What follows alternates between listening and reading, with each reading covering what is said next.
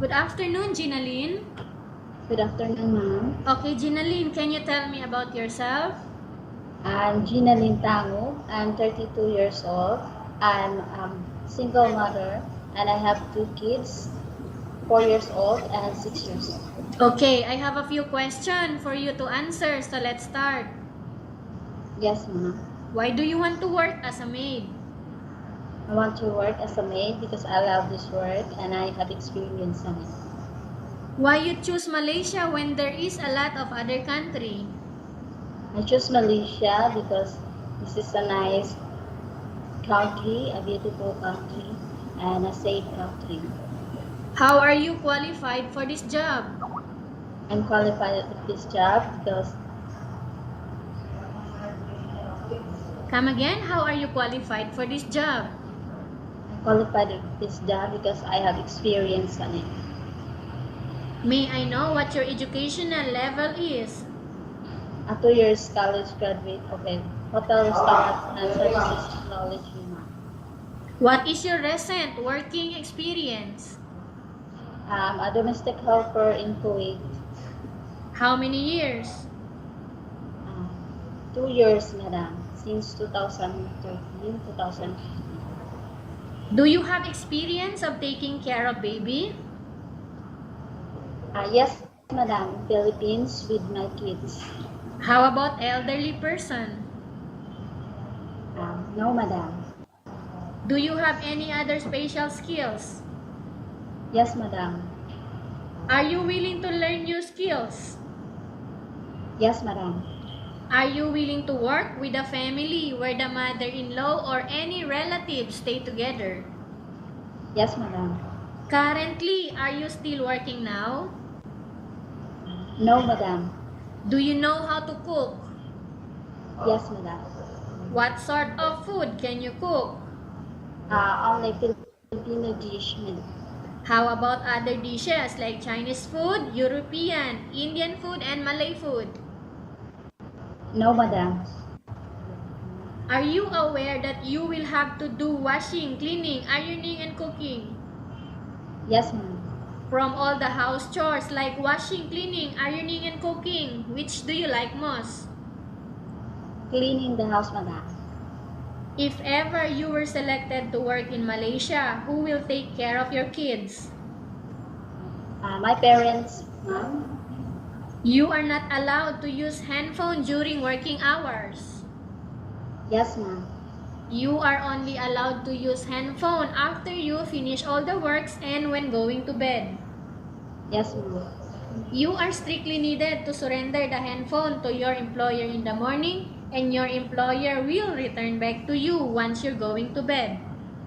Yes, ma'am. If ever your employer finds out that you're abusing of using your handphone and it's affected your work performance, your employer will confiscate your handphone and you are not allowed to hold it anymore. Instead, your employer will allow you to call to your family 3 times in a month. You're only allowed to bring normal phone and you are not allowed to bring smartphone. Are you agreed for the terms and condition? Yes, ma'am. Are you agree to the rules and regulation for the handphone? Yes, ma'am. How many years is the contract as you agreed and understands? 2 years contract, ma'am. Can you describe for me your ethics, your attitude? Hardworking, loyal, and kind, ma'am. How can you assure to us that you will work hard in Malaysia? I will finish my 2 years contract for the sake of my kids, ma'am. Can you promise not to use the telephone without the permission of your employer? Yes, ma'am. Can you promise not to put on makeup but to dress properly while work? Yes, ma'am. Can you promise not to invite friends and relatives without the consent of your employer? Yes, ma'am.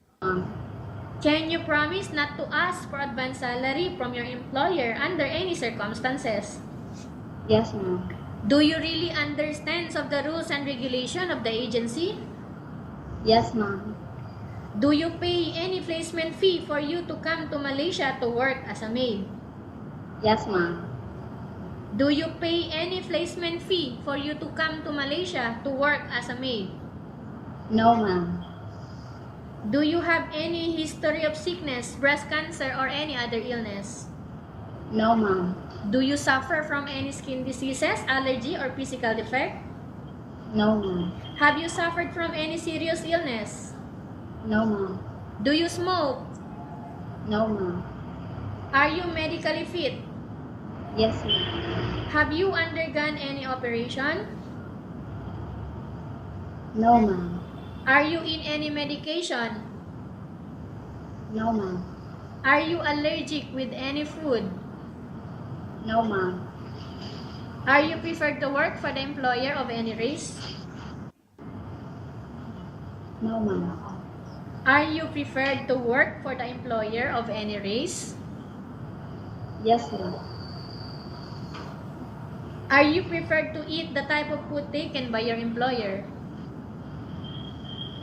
Yes, ma'am.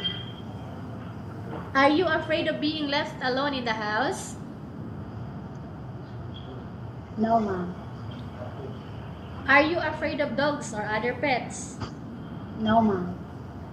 Ginalyn, can you please make your voice louder? Yes, ma'am. Can you promise to work according to instruction from your employer? Yes, ma'am. Do you have any immediate family working in Malaysia? No, ma'am. Okay, Ginalyn, we have finished our question section. Let's go to case study. I have a case study for you and I want you to answer me truthfully, okay? Yes, ma'am. Upon arrival in Malaysia, within 6 months only, if ever any of your family members passed away, what will you do? I will continue my 2 years contract, ma'am. So tell us about yourself and why do you want to work in Malaysia as domestic helper? I want to work in Malaysia for a domestic helper to finish my 2 years contract, ma'am. What do you want to tell to your employer who are watching your video right now?